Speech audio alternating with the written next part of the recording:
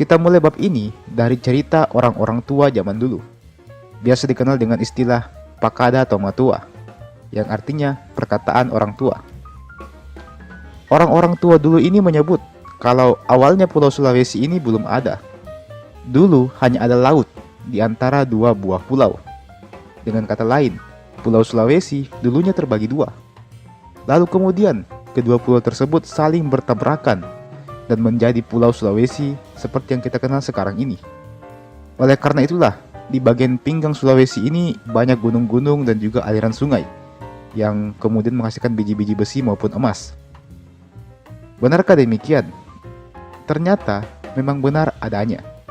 Bentukan Sulawesi yang kita lihat adalah hasil dari bentukan geologi yang sangat kompleks.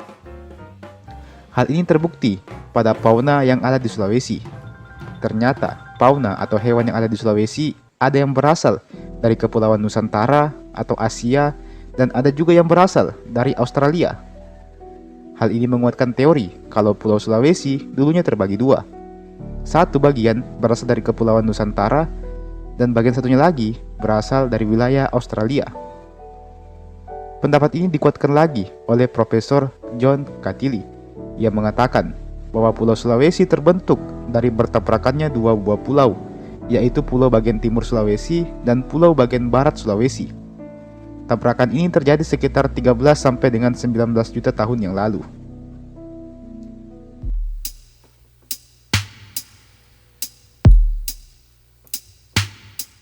Patung-patung ini berada di Lembah Bada, Kabupaten Poso, Sulawesi Tengah. Sekilas, salah satu patungnya mengingatkan kita dengan emoji muka batu yang sering dijadikan bahan guyonan orang di media sosial. Lembah Bada, Lembah Napu, dan Lembah Besoa merupakan bagian dari Taman Nasional Lore Lindu yang ada di wilayah Poso, yang berjarak sekitar 7 jam perjalanan dari kota Palu.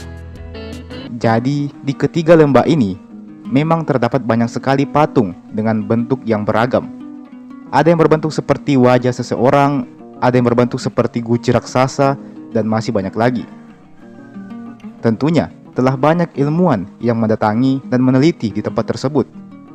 Hasil penelitian mereka menunjukkan bahwa patung-patung purba tersebut diperkirakan dibangun oleh ras Austronesia sekitar 2500 hingga 5000 tahun sebelum Masehi. Berdasarkan analisa yang dilakukan, mengungkapkan kalau setiap dari patung-patung tersebut mempunyai ciri khasnya masing-masing, baik itu bentuknya, ukurannya, simbol wajah, dan juga jenis kelaminnya. Uniknya, meskipun patung-patung itu diperlihatkan berbentuk seperti manusia, namun semua patung-patung itu tidak ada yang mempunyai kaki. Kebanyakan hanya dipahat setengah badan saja. Di antara sekian banyak patung-patung yang ada, satu yang paling mencolok adalah patung yang bernama Palindo. Patung Palindo ini nampaknya adalah patung terakhir yang dibuat oleh manusia pada masa itu, sebelum akhirnya mereka menghilang tanpa jejak. Hingga kini, para ilmuwan masih berusaha untuk mencari tahu bagaimana cara manusia purba ini membuat patung-patung tersebut. Alat-alat apa saja yang mereka gunakan.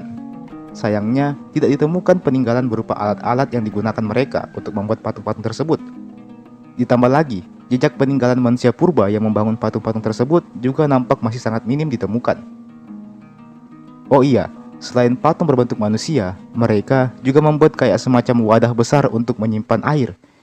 Kalau yang itu kemungkinan adalah semacam sumurnya mereka mungkin. Kalau kita perhatikan, memang nampak telah rusak karena telah termakan usia. Sumur batu ini dalam bahasa lokalnya disebut dengan nama Kalamba atau Dolmen. Ada juga patung-patung hewan yang berwujud seperti kerbau, monyet, dan burung hantu. Dengan sederet penemuan ini, tak ayal, semakin membuat kita bertanya-tanya, untuk apa mereka membangun patung tersebut? Dan mengapa mereka meninggalkan patung tersebut begitu saja?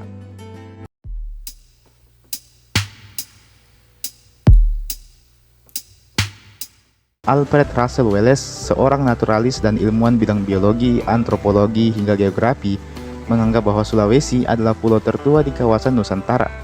Dikarenakan fauna yang ada di Sulawesi terlalu unik, dan saking uniknya, fauna-fauna tersebut hanya bisa ditemukan di Sulawesi saja. Dan nampaknya beberapa fauna-fauna dari Jawa, Kalimantan, hingga Sumatera juga tak ditemukan di Pulau Sulawesi.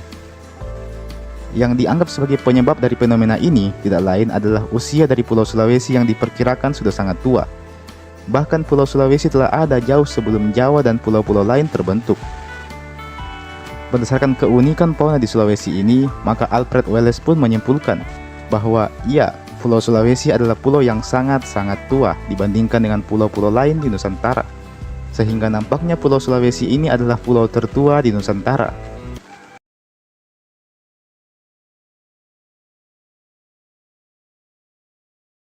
Ini adalah lukisan tertua di dunia sejauh ini. Nampak gambar seekor hewan yang disinyalir adalah babi Sulawesi dengan ukuran sekitar 1 meter. Lukisan ini dilukis menggunakan pigmen merah serupa okir. Dan tak ketinggalan, ada juga gambar 2 cetakan tangan manusia. Nampaknya lukisan tersebut dilukis menggunakan semacam alat yang fungsinya kurang lebih sama dengan kuas, yang dicelupkan ke dalam pigmen lalu kemudian dilukis di permukaan dinding. Atau bisa juga menggunakan jari saja. Gambar itu seolah-olah ingin menunjukkan bahwa binatang itu sedang melakukan pergerakan. Manusia yang menggambarnya bisa membuat lukisan yang cukup imajinatif di 45.000 tahun yang lalu. Sungguh luar biasa. Demikian ucap salah satu peneliti di gua tersebut. Selain itu, kita juga bisa menyaksikan lukisan 2 ekor babi lainnya yang nampak sudah mulai terkelupas karena termakan usia. Lukisan purba ini berada sekitar 50 meteran dari mulut gua. Kalau kita perhatikan, nampak 2 ekor babi Sulawesi yang saling berhadapan satu sama lain. Tentu dengan adanya temuan ini memberikan bukti kuat bahwa peradaban di Sulawesi telah ada sejak zaman dulu. Usianya mungkin sama dengan peradaban yang ada di Eropa sana.